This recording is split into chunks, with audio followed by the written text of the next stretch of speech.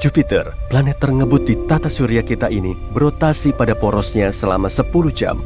Padahal ukurannya paling besar di seantero tata surya dan beratnya 300 kalinya bumi. Sang raksasa gas punya cincin debu dan garis warna-warni di sepanjang permukaannya yang sebenarnya berupa gas. Dan ini adalah bintik merah raksasa, badai ikonik seukuran 2-3 kalinya bumi yang terus bergejolak. Bintik ini juga sangat dalam, kurang lebih mencapai 480 km di atmosfer Jupiter. Berarti setara dengan 40 kali kedalaman Palung Mariana, titik terdalam di laut bumi. Ternyata ukurannya ini jauh lebih besar dari dugaan para ilmuwan. Selama berabad-abad mereka telah berspekulasi tentang bintik merah raksasa. Badai ini mengitari belahan Jupiter bagian selatan. Di pusat badai anginnya relatif tenang, tapi di bagian tepi kecepatannya bisa mencapai 680 km per jam atau lebih dari 2 kali lipat kecepatan badai tropis tercepat di planet kita yang cuma mencapai 280 km per jam. Saat bumi kita diterpa badai tropis, tiupan anginnya sangat kencang, tapi kemudian perlahan mulai melambat dan akhirnya badai ini akan reda saat mencapai daratan yang padat. Langit Jupiter setebal 70 km. Di situ terdapat sejumlah lapisan awan dan di bawahnya, ilmuwan meyakini ada lautan hidrogen cair. Inti Jupiter diperkirakan ada di bawah lautan ini, tapi kita masih belum tahu persis materi penyusunnya. Sejauh yang kita tahu, Jupiter merupakan planet gas, jadi nggak punya permukaan padat untuk menghentikan terpan badai. Makanya bintik raksasa terus-terusan bergejolak. Ilmuwan memperkirakan ukuran bintik ini terus berubah. Dibandingkan dengan data yang diambil pada tahun 1850, ukurannya sekarang telah menyusut. Dulu, bintik merah raksasa berukuran 3 kalinya bumi. Itu pun sudah berselang sangat lama. Saat mengecil, badai ini semakin menjulang dan warnanya berubah menjadi oranye tua. Mungkin karena reaksi kimia, materi baru bergerak naik dari dasar badai. Bintik merah raksasa bisa terus mengecil hingga menghilang dalam 10-20 tahun ke depan. Tapi kemungkinan akan ada badai serupa di lokasi lain di Jupiter kalau bintik merah raksasa sampai lenyap. Badai ini memang kelihatan sangat dalam, tapi masih lebih dangkal dari terjangan angin yang bertiup di sekitarnya, sehingga semakin memperkuat badai ini. Garis warna-warni Jupiter bisa setebal 3.200 km di bawah puncak awan. Kondisi Jupiter sangat berangin, terutama di bagian atas dan bawah atmosfernya. Bagian tengahnya dinamakan stratosfer, dan kita belum tahu proses apa aja yang berlangsung di dalamnya. Ilmuwan biasanya mengukur kecepatan angin dengan mengamati awan, dan di stratosfernya nggak ada awan. Tapi saat komet Shoemaker-Levy 9 menabrak Jupiter pada tahun 1994, mereka bisa mempelajari struktur dan komposisi komet, serta dampaknya terhadap atmosfer Jupiter. Mereka mendeteksi angin super kuat di dalam stratosfer, yang mencapai 1450 km per jam. Tapi di antara semua planet di tata surya kita, gak cuma Jupiter yang memiliki cuaca ekstrim. Mars memiliki badai debu terkuat di antara ke-8 planet. Dan saat terjadi badai, seluruh permukaan Mars seakan-akan tertutup oleh selimut debu hingga berbulan-bulan. Menurut salah satu teori, badai debu di Mars bisa sangat kuat karena partikel debu di udara menyerap sinar matahari, lalu menghangatkan atmosfernya, dan akhirnya terbentuk kantong udara hangat. Kantong udara ini mulai bergerak ke area yang lebih dingin, kemudian menghasilkan angin yang mampu mengangkat debu dari permukaan Mars. Akibatnya, atmosfer semakin panas dan angin semakin kencang hingga menerbangkan banyak debu.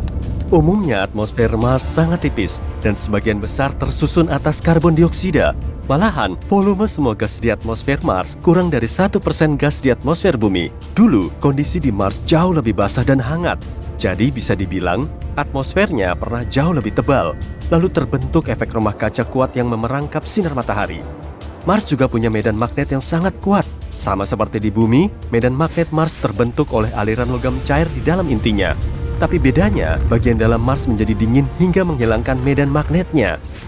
Tanpa medan magnet, planet merah nggak bisa terlindung dari angin matahari. Arus partikel kuat ini mengalir dari matahari kita. Dan sang bintang cuma perlu waktu ratusan juta tahun untuk merenggut sebagian besar atmosfer Mars. Dalam skala kosmik, waktu segitu tentu nggak seberapa lama. Angin di situ bertiup kencang karena pada awal pembentukannya, matahari berputar jauh lebih kencang. Anginnya juga jauh lebih ngebut. Mars yang tadinya bercuaca hangat dan basah, kemudian berubah menjadi dingin dan kering seperti sekarang. Di Mars juga terdapat sejumlah gletser cantik. Gletser ini telah terbentuk selama ratusan juta tahun dan bisa dijadikan petunjuk untuk menyingkap rahasia masa lalu Mars. Rupanya, Mars telah mengalami 6-20 zaman es selama 300-800 juta tahun terakhir. Satelit telah mengambil 60.000 citra batuan Mars dalam berbagai ukuran yang tersebar di seluruh permukaannya. Kalau di Mars cuma ada satu zaman es, batuannya akan mengalami perubahan dari besar menjadi kecil karena terus terkikis. Tapi batu ini tersebar dalam garis serpihan di seluruh permukaan gletser. Masing-masing garis menampilkan perbedaan aliran air karena terbentuk di zaman es yang berbeda. Gletsernya berfungsi seperti kapsul waktu yang di dalamnya terdapat semua gas, batuan, atau mikroba. Maka, ilmuwan bisa memahami perubahan iklim di Mars dan mencari tahu kemungkinan adanya kehidupan yang pernah berlangsung di situ. Mereka juga nggak perlu mengebor jauh ke dalam kerak Mars untuk mencari tahu. Semuanya ada di permukaannya. Kalau bisa menapakkan kaki di Mars pada masa 4 miliar tahun lalu, mungkin kamu akan melihat bencana banjir dahsyat. Ilmuwan meyakini banjir besar itu terjadi karena benturan meteor raksasa. Karena terkena panas, es di permukaan Mars mulai meleleh. Banjir ini kemudian menyebabkan riak dan gelombang besar pada batuan sedimen. Ada juga fitur berbentuk gelombang setinggi lebih dari 9 meter, terpisah sekitar 135 meter. Kondisi cuaca di Saturnus juga terbilang unik. Sambaran kilat di sini bisa 10.000 kali lebih kuat daripada di bumi. Pesawat antariksa Cassini milik NASA mengorbit Saturnus sejak tahun 2004 sampai 2017. Pesawat ini telah merekam kilat kuat yang bisa terlihat di siang hari. Cassini juga merekam bunyi badai kuat yang terlepas ke atmosfernya. Permukaan Saturnus terus-terusan dilanda badai raksasa sejauh 305.000 km. Badai ini hampir mengepung seisi planet. Di kutub utaranya terdapat awan raksasa berbentuk segi enam. Itu sebetulnya pusaran misterius yang berputar beberapa ratus kilometer di atas awan, kemudian meluas ke dalamnya. Tapi Saturnus juga punya sisi yang tenang, sama seperti di Jupiter, Uranus, dan Neptunus. Di planet ini juga sering muncul aurora cantik. Sebagian besar atmosfernya mengandung hidrogen, sehingga aurora ini cuma terlihat dalam panjang gelombang ultraviolet. Kamu bisa mengamati rona tercerahnya pada senja dan sebelum tengah malam. Di atmosfer kutub selatan Venus terdapat badai raksasa yang terus berpusar. Ukurannya seluas benua Eropa dan kemungkinan telah ada di situ sejak sekian lama. Atmosfer Venus bergerak 60 kali lebih cepat daripada rotasinya, dan Venus adalah planet terpanas di tata surya kita. Hujan yang mengguyur permukaannya nggak akan bisa meredakan badai karena tetesannya berupa asam sulfat yang langsung menguap sebelum sampai di tanah. Matahari juga memiliki ledakan besar dalam bentuk badai matahari dahsyat.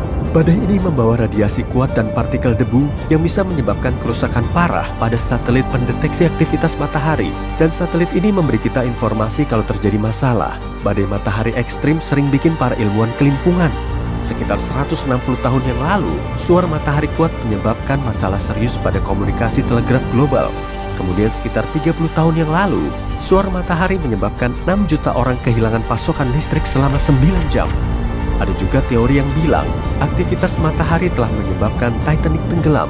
Peristiwa ini juga bertepatan dengan munculnya aurora borealis yang cantik.